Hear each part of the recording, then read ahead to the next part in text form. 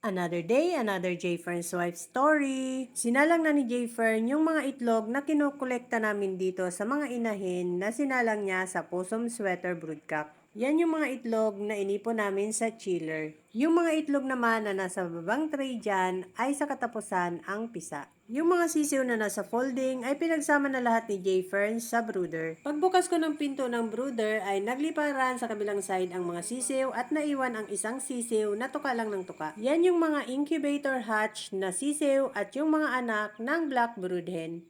32 pieces silang lahat. Yung 13 dyan ay anak ng aming black brood hen. At dahil bagong lipat pa sa brooder, ang mga sisiw ay sobrang ilap nila. Nasanay kasi sila sa folding na walang nakikita kundi ang mga kasama nila. Nasa taas kasi ang pinaka-opening ng aming folding. Hanggat nasa may pinto ako ng brooder ay hindi lumalapit sa patukaan ang mga sisiw.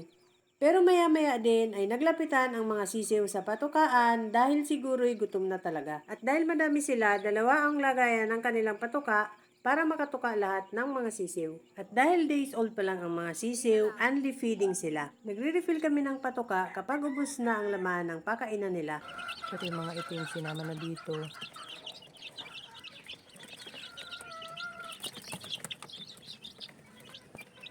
At para hindi sila lamigin, tinatabi nga namin ng plastic ang brooder. Dito yung mga itim. Itong mga golden girls ay binaba din ulit ni Jayfern. Ang mga baby pullets na ito ay anak ng aming Golden Boy Gilmore Broodhen. Sa multi-purpose pen ito nakalagay pero kapag umaga ay laging binababa sa scratch pen para makapulpog sila dahil sobrang init ngayon. Sobrang lemon ko. Ito namang mga nasa scratch pen ay mga lalaking sisiw dahil hiniwalay na ni Jayfern yung mga babaeng sisiw dyan. May isang babaeng sisiw na isinama dyan ni Jayfern yung anak ng aming white brood hen dahil parang bulik na babae. Sa kabilang folding naman ay puro babae ang laman pero meron pa rin palang mga lalaking natira doon. Yung mga natirang lalaki dyan ay anak ng aming ARL Right Nose Sweater Broodhen. At yung mga babaeng sisiw dyan ay puro anak ng aming Golden Boy Gilmore Broodhen. Ito namang 5K Sweater Broodhen na inuwi dito ni Jayfern ay nangingitlog na.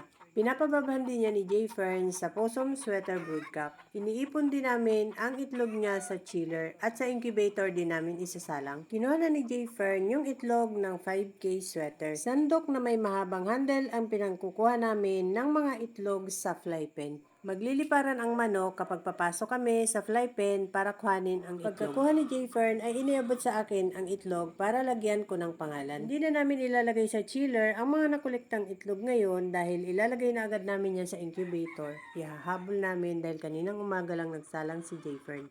At dahil lang itlog na ang 5K sweater ay kinuha ni Jayfern ang brood hen para pababhan sa Possum Sweater Broodcock. Pagkatapos ay ibinalik na ulit ni Jayfern sa fly pen ang 5K sweater broodhen. Nangitlog din ang bagsik broodhen namin na binababa ng 7 times winner broodcock kaya isasabay ko ng isa lang yung dalawang itlog. Yung mga itlog sa ibabaw na tray ang mga bagong salang ni Jayfern at yung nasa baba naman ay ngayong katapusan ang hatcher. Yung ARL broodhen namin ay may 4 na ring itlog sa pugad. Yung dalawang inahin ay wala pang itlog pero malapit na ring mangitlog ang dalawang yun. Nakakak na rin yung dalawa at laging nagne-nest hunting na. Nilagyan ng pain na itlog ang dalawang pugad para doon din mangitlog yung ARL at yung Golden Boy Gilmore. That's all guys! Thank you so much for watching. Please like, share, and follow for more. See you in my next video. Bye!